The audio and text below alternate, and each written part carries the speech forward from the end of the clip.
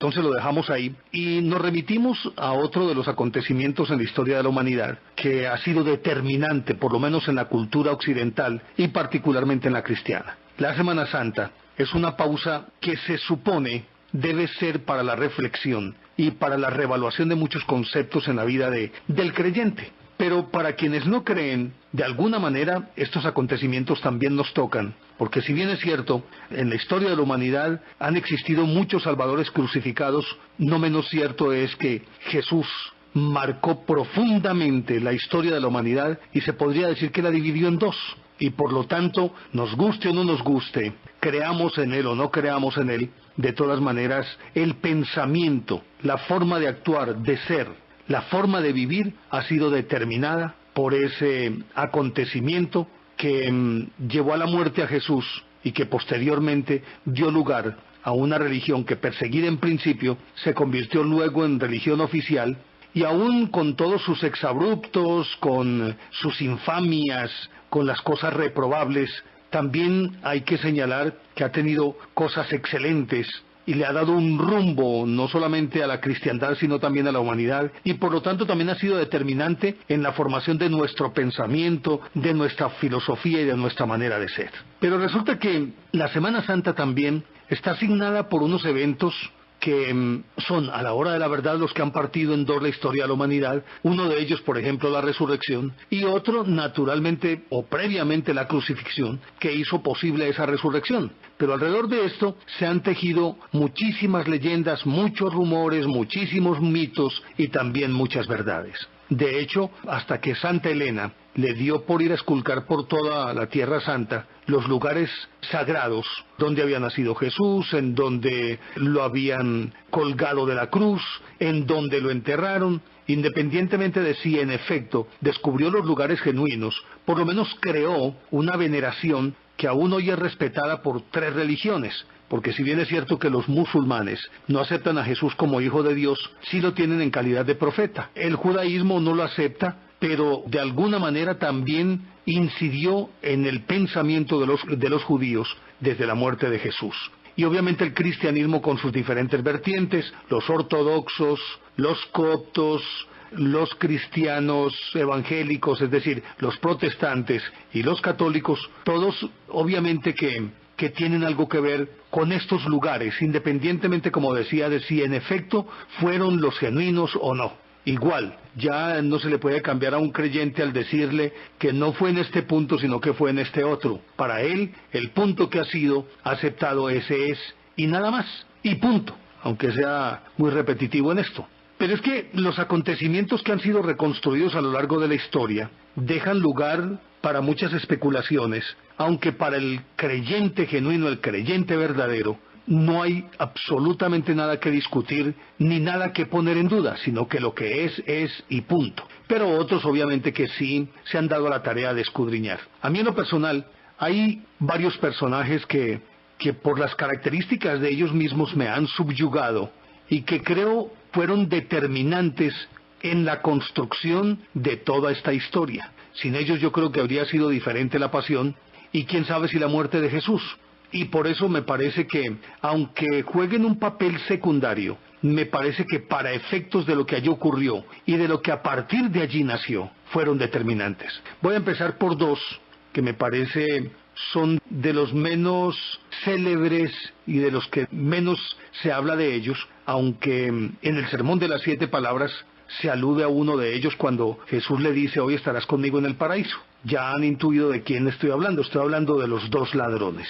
Recordarán que a Jesús lo crucifican entre dos supuestos ladrones, uno de ellos malo y el otro aparentemente un ladrón bueno. Pero ¿cómo se puede entender eso, que un ladrón sea bueno y que el otro sea realmente malo? Pero precisamente con eso lo que se pretende decir es que él, después de ser ladrón, en una circunstancia como esta, se arrepintió, entrevió que en efecto aquel que estaba en la mitad de ellos dos era el Hijo de Dios, y simplemente se acogió a él, se arrepintió, y por eso Jesús le dijo: hoy estarás conmigo en el paraíso. ¿Pero realmente existieron estos personajes? Pues a juzgar por lo que dicen algunas historias, sí existieron. Ahora, ¿cómo los acomodaron en este drama? Ya ese es otro cuento. Por ejemplo, Lucas es el único en dar la versión que ya es tradicional, cuando habla de los ladrones y que uno de ellos era bueno, o que al menos estaba arrepentido. Porque acuérdense que uno le decía, el aparentemente malo le insultaba y le decía, no eres tú el Cristo, pues sálvate a ti y a nosotros. Y el compañero, solidarizado con Jesús, le dijo, no le digas. Es decir, recriminó al otro por lo que le estaba diciendo a Jesús, y Jesús le dijo, hoy estarás conmigo en el paraíso. Y entonces Lucas es la fuente más fiable en cuanto a que fueron dos y uno de ellos era bueno y el otro era malo. Es lo que acepta la tradición cristiana. Pero Juan, por ejemplo, habla de otros dos crucificados, pero no especifica ni por qué estaban allí, ni si eran buenos o malos, si eran ladrones, asesinos, en fin. Mientras que Marcos los cita como los compañeros del patíbulo de Jesús. E inclusive en alguno de los apartes dice él que también le injuriaban los que con él estaban crucificados. Obviamente que también alude a los insultos de los que pasaban, en este caso de los sacerdotes y los escribas. Mateo habla de los dos salteadores, uno a la derecha y el otro a la izquierda. De la misma manera le injuriaban también. Y repite lo que Lucas, sálvate a ti mismo si eres hijo de Dios y baja de la cruz. Salvó a otros y a sí mismo no se puede salvar. Pero bueno, realmente la figura que ha pasado a la historia es la que presenta precisamente Lucas. Y aquí habría que preguntarnos cuál es el significado de ladrones o malhechores. En griego, lestes, como aparece en el Evangelio ya traducido, es simplemente una forma de denominar no a un ladrón, sino a un malhechor, pero malhechor entendido como un agitador político. Y ese precisamente es el término del que también echa mano el historiador judío Flavio Josefo para identificar a los celotes, les dice lestes. Entonces ya empieza a clarificarse un poco la cuestión, porque de ser unos vulgares ladrones, de acuerdo con esta traducción, pasarían simplemente a ser unos agitadores, unos sediciosos, unos revolucionarios. Recordarán ustedes que en aquella época existía en Israel un grupo, dijéramoslo, levantados en armas más bien de guerrilleros, por decirlo de alguna manera, a quienes se les denominaban los celotes, y resulta que estos estaban enfrentados permanentemente con los romanos e inclusive embozados con sus capas. Esperaban a los guardias romanos cuando estaban haciendo la ronda en las esquinas y los apuñalaban con un cuchillo muy filoso, muy cortante pero pequeño, al que llamaban el sica. Y de ahí se ha acuñado el término que nosotros conocemos para señalar a los que son asesinos pagados o asesinos que simplemente acechan y matan con alevosía y ventaja. Por eso se les llama sicarios. Y ese término de sicario viene precisamente de este puñal corto que era el sica.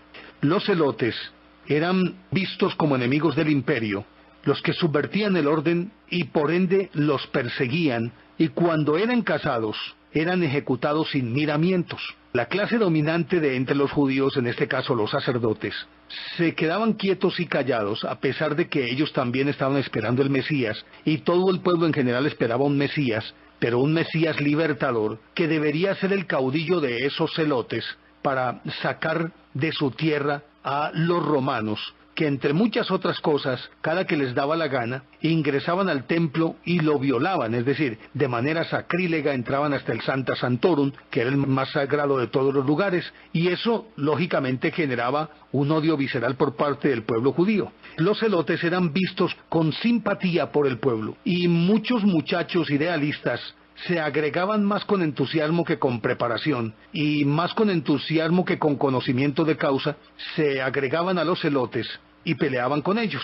Pero los que dominaban, es decir, en este caso los saduceos y los fariseos, a ellos no les interesaba tanto, porque estos individuos, simplemente soliviantando al pueblo, lo que hacían era enfrentarlos mucho más con los romanos. Y teniendo esa disculpa de que los celotes los atacaban, ellos temían que los romanos se pudieran desquitar acabando con el templo, destrozándolo o matando a todo el pueblo, y por lo tanto no los veían con buenos ojos.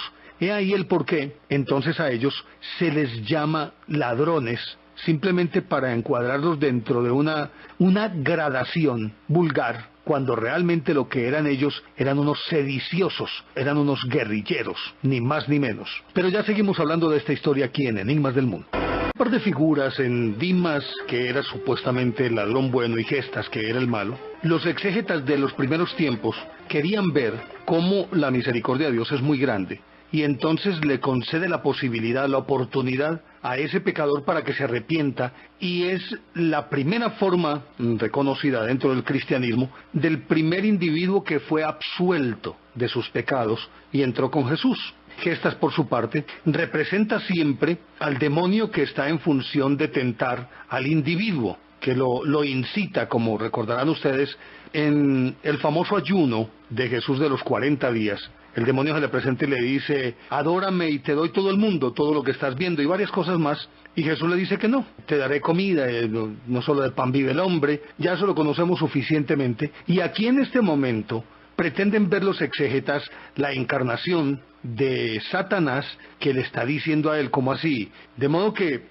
has resucitado a otros y has hecho tantos milagros y no sos capaz de salvarte a vos mismo. Sálvate y salvándonos a nosotros. Era ni más ni menos una nueva tentación. Pues le dan esa connotación los exégetas. Pero en lo que concierne a la parte histórica, al margen de cualquier análisis o cualquier interpretación, lo cierto es que al parecer sí hubo dos individuos con los que fue crucificado, pero estos eran simplemente unos celotes, los famosos celotes. En la Edad Media se le inventan algunas historias como que ya antes se habían encontrado. Por ejemplo, en el Evangelio árabe de la infancia de Jesús se habla de que cuando huían hacia Egipto, la Sagrada Familia, por allá estaban haciendo daños Dimas y Gestas, y que Gestas trató de hacerle daño a la familia, se opuso Dimas, y luego dice otra versión que no, que Dimas tenía un hijo pequeño con lepra, y la presencia del niño Jesús lo sanó. El otro, Gestas, tenía mucho odio, sentía mucho odio, porque no había obtenido el perdón, la salvación. Pero obviamente que esto no es más que mitos que nacen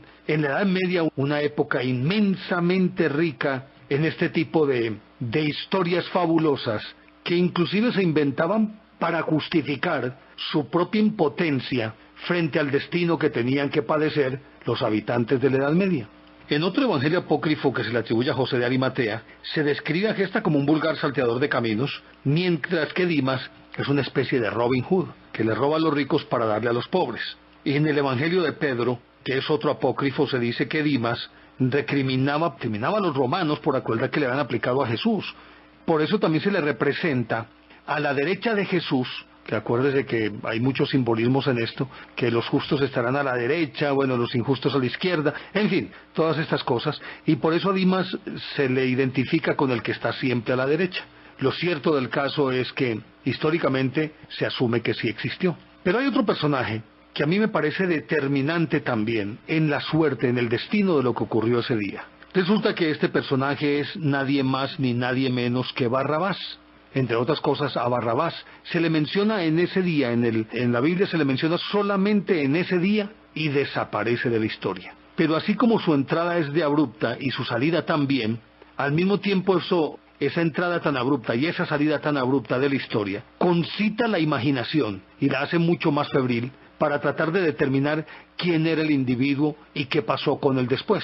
Hay una película, si no estoy mal, creo que es Quo Vadis, en la que él a la postre termina convirtiéndose. Hace muchos años que no la veo. Si en esta Semana Santa, pues bueno, trataré de verla otra vez. Pero lo cierto es que él se convierte y parece que guarda el manto de Jesús y más adelante es uno de sus discípulos. Pero obviamente que esto también pertenece al terreno de la fantasía. Lo más interesante de todo esto es que este Barrabás, de acuerdo con lo que cuenta Flavio Josefo, era ya no un guerrillero, sino que era un jefe de esos celotes. Era uno de los caudillos de los celotes. Y al parecer, Dimas y Gestas estaban al servicio de Barrabás y eran aparentemente sus escoltas. De acuerdo con otras historias también apócrifas, a él lo atrapan en Jerusalén poco antes de la Pascua y se le acusa de asesinar al hijo de una mujer llamada Jael. Pero resulta que él se defiende, él dice que él no mató a ese muchacho. Pero era muy fácil incriminarlo, porque siendo un jefe de esos celotes con una muy bien ganada fama ante las autoridades romanas, era un individuo altamente peligroso, y por lo tanto era perentorio atraparlo en la menor oportunidad posible, y se aprovecha la coyuntura, parece, cuando llegan a Jerusalén, lo acusan de ese crimen y lo meten a la cárcel. Pues estando en la cárcel Barrabás, corre la voz entre el pueblo que estaba detenido Barrabás, y Barrabás era un personaje muy popular entre los habitantes de Jerusalén, y se le señalaba como un hombre temerario que no se paraba en pelos, que era capaz de atacar a los romanos en cualquier parte, de un hombre muy aguerrido y muy escurridizo, y obviamente que mientras estaban ocurriendo el drama de Jesús, al mismo tiempo el pueblo que simpatizaba con Barrabás se dolía porque lo hubieran detenido, y con ello asumían que iban a perder a uno de sus mejores líderes políticos. Por lo tanto, los comentarios que se escuchaban en los corrillos de la calle se centraban en los dos temas. Por un lado, que había sido detenido Jesús de Nazaret, y por otra parte que también estaba en la cárcel Barrabás. Ambos eran como antítesis el uno del otro, aunque también eran muy similares. Ambos pretendían la liberación de Israel, pero el uno en el terreno espiritual y actuando con mucha mansedumbre y no violencia, que era Jesús, que predicaba el reino, pero el reino en otro mundo, o en otro tiempo, o en otro estado del alma. Mientras que el otro era un libertador político que pretendía socavar el poder de los romanos para libertar al pueblo judío del yugo al que estaba sometido por los romanos desde hacía mucho más de 100 años, casi 200 años, no, 165 años. La última revuelta había sido la de los macabeos y fue 165 años antes de Cristo. Entonces, ante los desmanes de los romanos, existía una ansiedad, un afán por parte del pueblo para quitarse el yugo de encima, y más que nunca estaban esperando ese Mesías. El Mesías, obviamente que al uno lo veían como libertador político, en este caso a Barrabás, y ellos asumían que ese Mesías debía ser precisamente ese libertador político, mientras que a Jesús se le veía como un Mesías espiritual, pero que a la hora de la verdad no iba a solucionar los problemas que ellos tenían, sino que sí, muy bonito el discurso, pero bueno, ¿y qué más? Lo extraño y paradójico es que una semana antes lo habían recibido en palmas y lo habían vitoreado como hosana al rey de los judíos, o al rey de Israel, y cosas por el estilo. No lo estoy diciendo de una manera textual, porque no lo recuerdo muy bien, pero es más o menos el cuadro que quiero significar con ello. Resulta que este Barrabás, como era tan peligroso para los romanos, ya era candidato a ser ajusticiado por crucifixión, que era, entre otras cosas, la pena capital que aplicaban los romanos a los que eran malhechores. Es decir, era no solamente una forma de ejecución deshonrosa, sino ignominiosa para la descendencia. Que dijeran que un antepasado de uno lo habían crucificado era un baldón para toda la familia, era un INRI que la familia debía soportar por muchísimas generaciones. Los romanos lo tenían como un castigo ejemplar, mientras que ellos, si había un individuo que era ciudadano romano, pero era delincuente, lo ejecutaban de otra manera diferente. No en todo caso, por ejemplo, lo ahorcaban, pero no en todo caso lo sometían a la crucifixión. Resulta que Barrabás, ese día, pues estaba esperando en la cárcel ya que dictaran la sentencia y lo ejecutaran.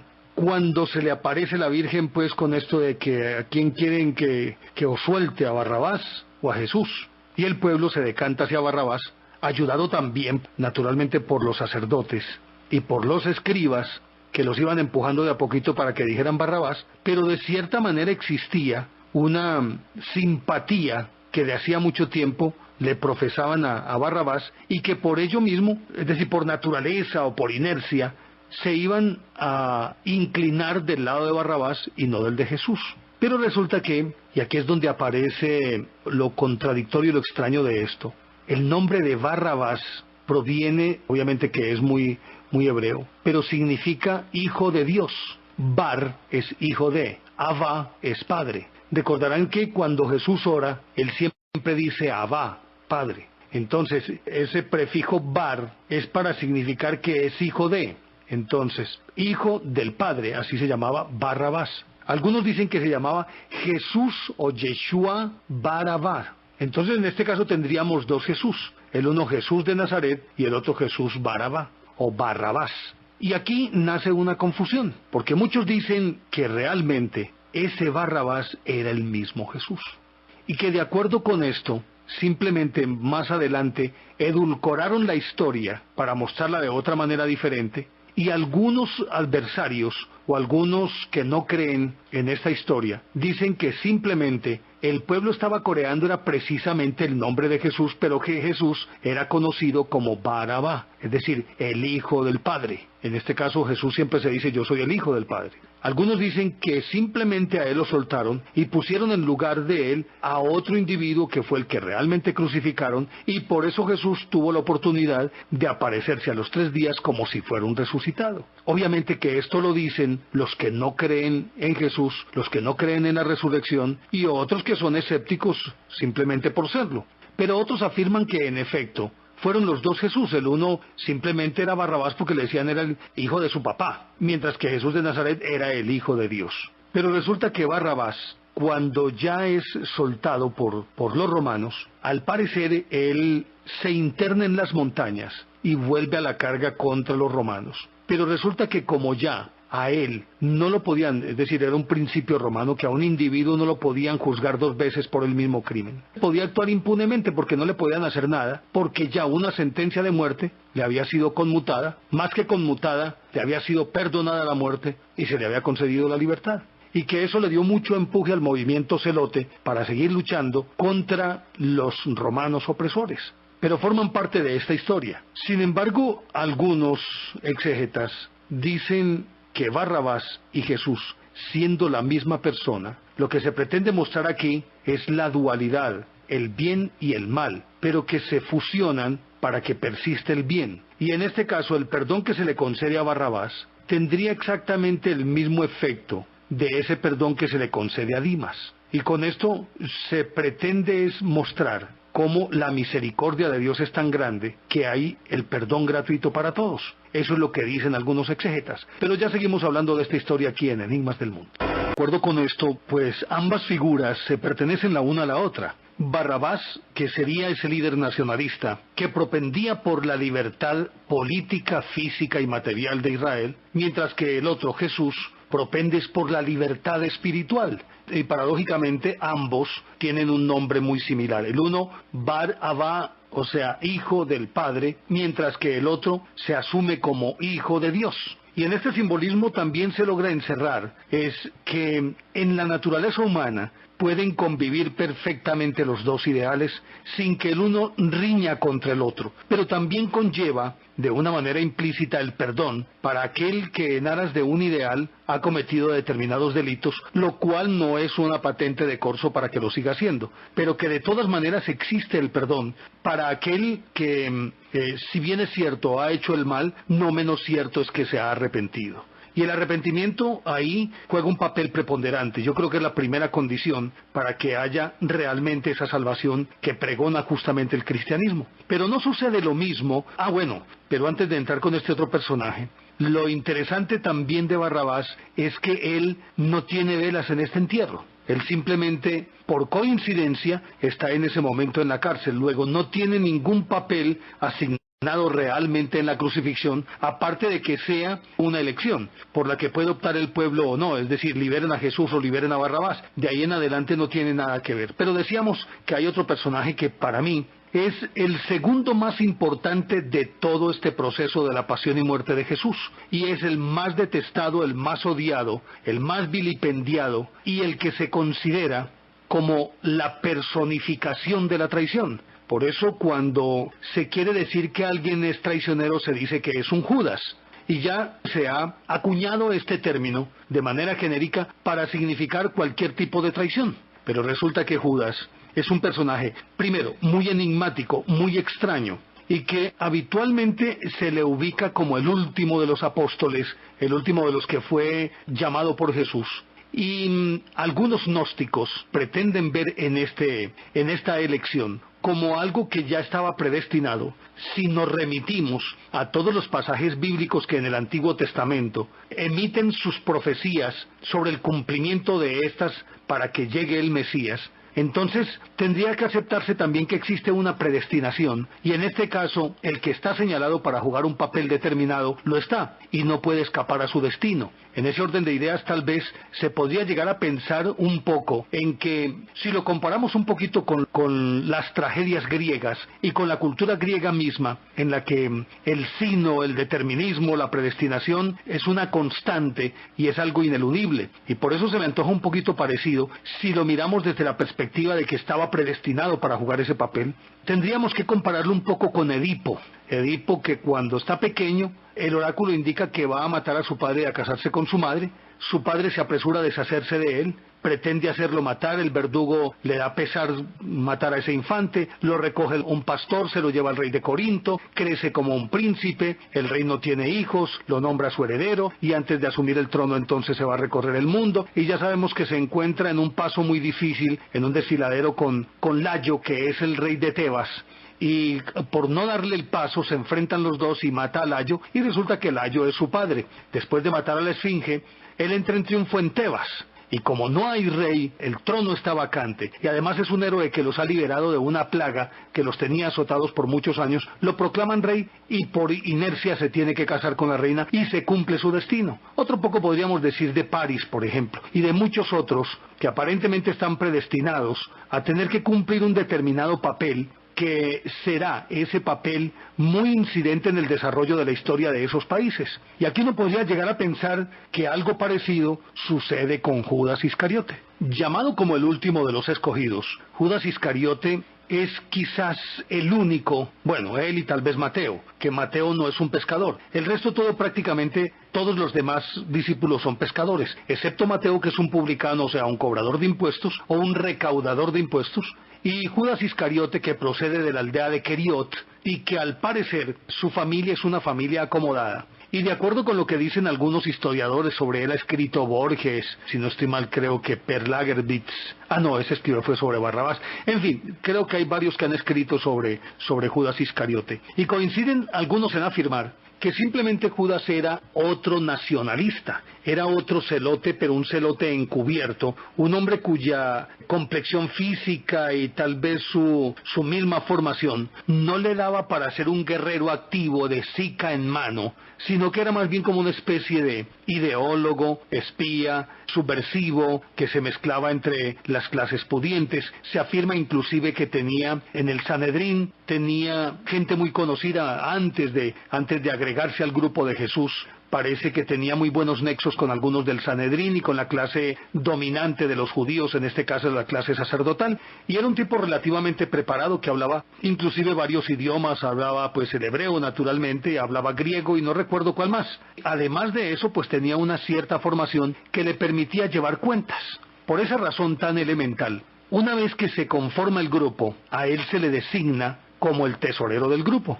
Decíamos que provenía de una familia acomodada, de la aldea de Queriot, y si acomodado como individuo, es decir, una familia relativamente acaudalada, pues no tenía afugias económicas y estaba seguramente enseñado a manejar dinero. Yo creo que todos esos elementos se conjugaron para que él fuera elegido como el administrador del grupo, en este caso una especie de ecónomo, que era el encargado de comprar las vituallas cuando iban de viaje, todo lo que necesitaba el grupo, y por ende era quien manejaba el dinero. Entonces ahí aparece una contradicción, que alguien que está enseñado a manejar dinero, a quien le han depositado toda la confianza para que maneje ese dinero a su arbitrio con libertad y siempre en función de las necesidades del grupo, no entiende uno cómo él, pudiendo manejar el dinero, habría de vender a Jesús por 30 monedas. Algunos dicen, y han hecho perfiles psicológicos de él, dicen que era un alma atormentada, un hombre supremamente frustrado y con un cierto resentimiento social, que era el que lo inclinaba del lado de los celotes, pero no tanto porque abrazara la causa nacionalista de los judíos, sino simplemente por un resentimiento natural contra los hombres, y en particular obviamente contra los romanos. Y entonces un alma atormentada, de una ambivalencia interior extraordinaria, un hombre que, de acuerdo con un perfil, no recuerdo quién fue el que lo hizo, un psicólogo muy famoso, dice que era un hombre que se sentía fracasado, porque tal vez todo lo que había emprendido no lo había podido llevar a buen puerto, sino que siempre dejaba las cosas a mitad de camino, y que era de relaciones difíciles con los demás componentes del grupo, retraído, aparte, apático, en fin, pero cumplía con mucho profesionalismo y eficacia su función como administrador. Además, un individuo que nunca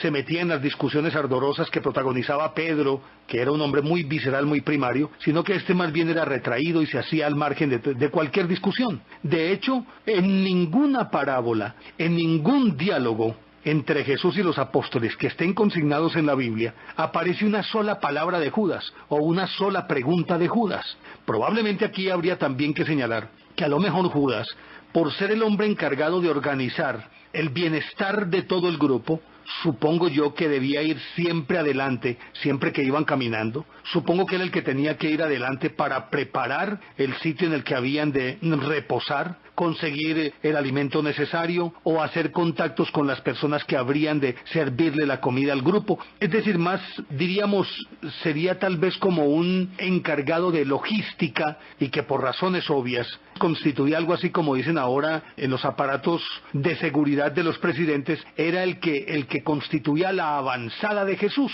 para preparar el terreno donde habrían de descansar. Esa puede ser una de las causas por las cuales no esté presente en aquellos acontecimientos en los que explícitamente se señalan a los discípulos, a los apóstoles, como testigos presenciales de algunos hechos de Jesús. Yo creo que el único evento en el que se hace alusión a él, o que él toma parte en una discusión, es cuando la pecadora aquella lleva el perfume, lo rompe, lava los pies de Jesús y los enjuga con su cabello. Y entonces por allá dice uno de los evangelistas, no recuerdo cuál, masculla con resentimiento Judas el que ese perfume tan supremamente costoso podría haber sido vendido y con ello darle comida o ayudarle a los pobres. Y entonces Jesús le dice, no, ¿cómo vas a decir eso? Si es que ella está haciendo lo que siente de corazón. Bueno, no recuerdo muy bien cómo es el texto, en todo caso creo que él le dice, esta solamente tiene esta oportunidad de enjugar mis pies, pero ya tendrá muchas oportunidades de ayudar a los pobres, algo así por el estilo. De todas maneras, se evidencia entonces que hay una cierta actitud, dijéramos, no más que retraída, yo creo que una actitud estudiada de cierta separación del grupo, y tal vez entendiendo, y obviamente que me estoy remitiendo a los perfiles psicológicos que de él se han hecho, entendiendo que él probablemente se podría sentir por encima de los demás, dado que los otros eran pescadores y letrados, exceptuando a Mateo, y él pues era un hombre preparado que hablaba varios idiomas y que era experto también en llevar cuentas. Probablemente todo eso pudo haber influido. Lo cierto es que Judas era el más extraño dentro de ese grupo.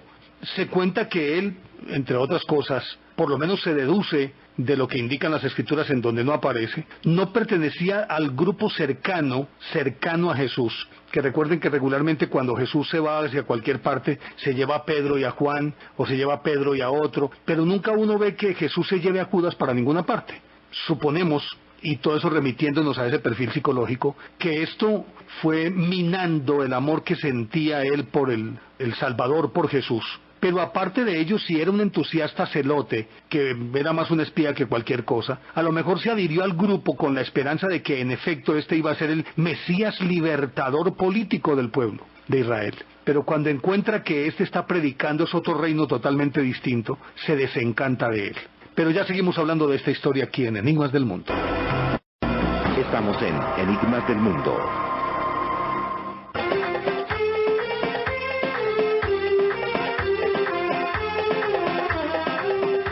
Y recuerden que cuando ya llega la hora de la verdad, es decir, los acontecimientos que precipitan la crucifixión y muerte de Jesús, Judas está presente en la parte más importante de todas, y es en la entrega de Jesús. Resulta que Judas se recuerda de él su última participación con los apóstoles en la última cena. Recuerdan que le preguntan uno de vosotros me va a entregar, y dice, ¿quién? El que toma de mi copa. Bueno, y cuando Judas se siente aludido, trata de incorporarse y Jesús le dice, lo que has de hacerlo, hazlo pronto. Hasta ahí yo creo que es como toda la actuación de él dentro de la última cena.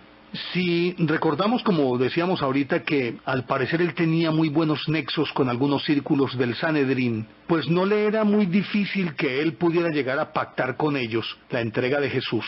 Pero habría aquí que pensar en los motivos que pudo haber tenido, tal vez por lo que indicábamos ahora, porque desencantado de la pasividad de Jesús, probablemente entendió que realmente no era el Mesías, y por lo tanto él habría votado corriente durante muchísimo tiempo, y más le valdría la pena no haberse acogido a este grupo, sino haber tomado otra bandera, por ejemplo la de Barrabás, pero estaba ahí en todo caso.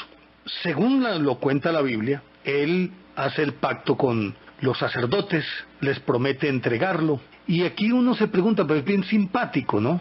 Si Jesús ha predicado durante varios años, si permanentemente ha estado en el atrio del templo y ha predicado desde allí, aunque Jerusalén era una ciudad que en épocas frías podría tener más o menos entre 30 y 40 mil habitantes, pero en la época de la Pascua su número podría triplicarse, podría llegar a 90, 100 mil personas.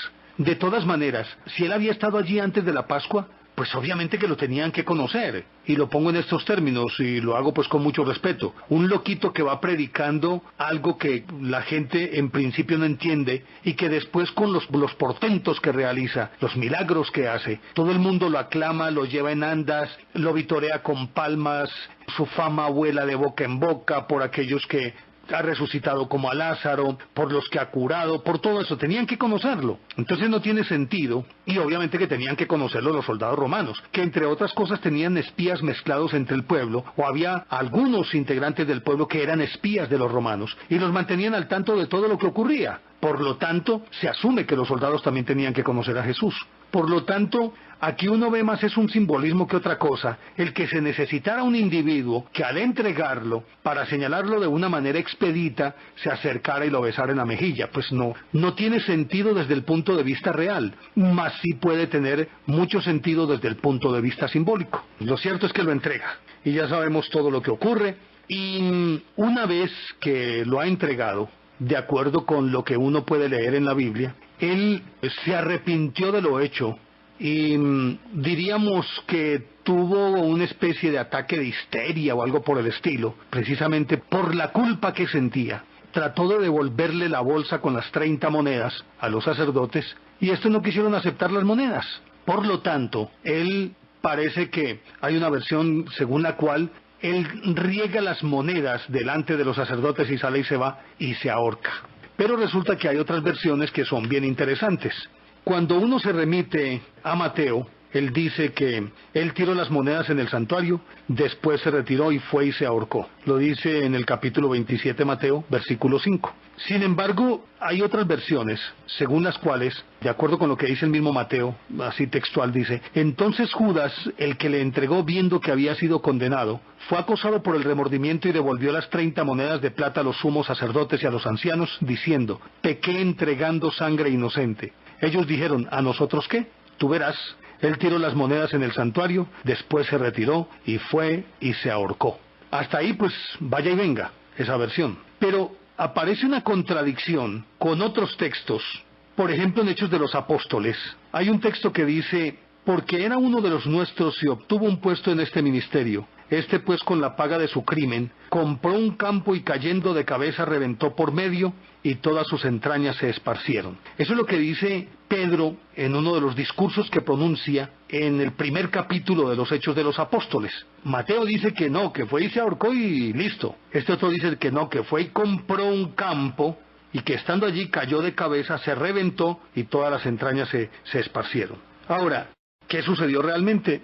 ¿Se colgó de un árbol presa de los remordimientos? ¿O mientras estaba trabajando en el campo comprado por él con el precio de la sangre de su víctima, él se accidentó? ¿O se puede entender aquí como una venganza divina? Y uno podría preguntar, ¿qué significa cayendo de cabeza? Como dice el texto, cayendo de cabeza reventó. Mateo es el único que dice que se arrepintió y que los sacerdotes con el dinero que él les tiró a sus pies, como no podían retomar ese dinero que era producto de una traición, lo que hicieron fue comprar un terreno para en él enterrar a aquellas personas que eran extranjeras. A ese terreno se le llamó campo de sangre. Mientras que los hechos de los apóstoles sostienen que la tierra fue adquirida por el propio Judas, por lo tanto no se había arrepentido, y que lo vinieron a llamar campo de sangre después de su muerte accidental. Entonces aquí uno no puede conciliar estas dos versiones, aunque hay teorías que tratan de hacerlo. Algunos afirman que simplemente se habría ahorcado, pero se rompió la rama que sostenía el cuerpo y se habría ido de cabeza. Pero bueno, si a uno lo ahorcan por la cabeza, si se revienta la rama no puede caer de cabeza. Y como habría un precipicio en el sitio en donde él se ahorcó, cayó sobre afiladas piedras.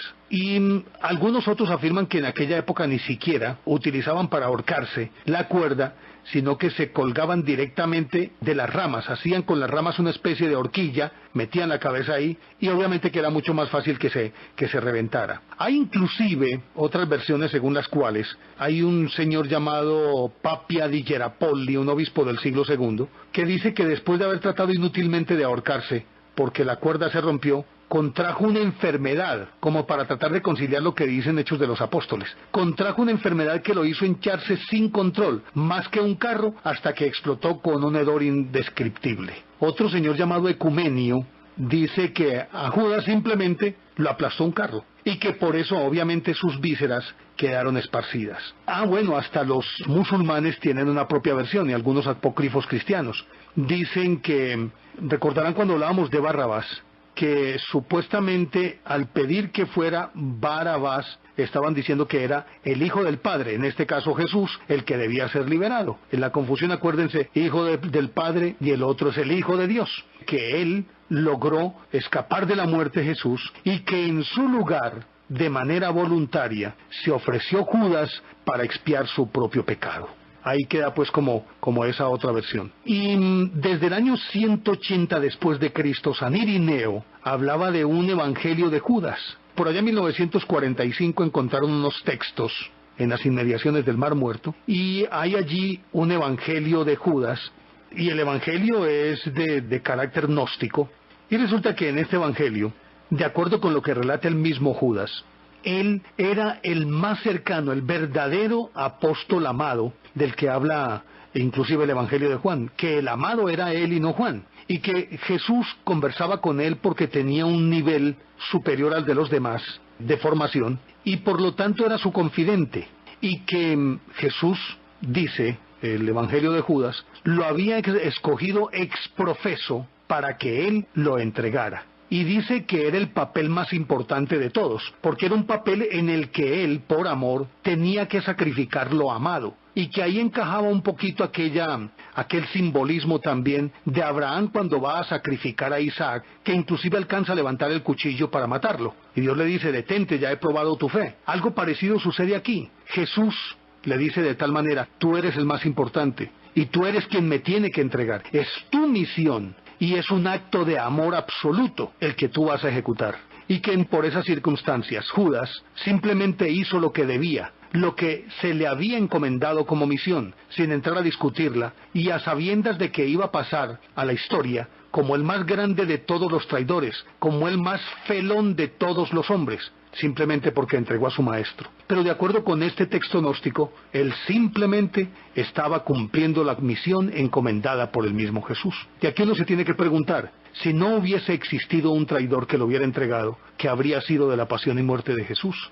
En ese orden de ideas, tiene sentido que una persona como Judas, escogida específicamente para cumplir esa misión, y que él humildemente obedeció lo que se le había encomendado. Entonces tendríamos que hablar aquí de un traidor o de un hombre demasiado idealista.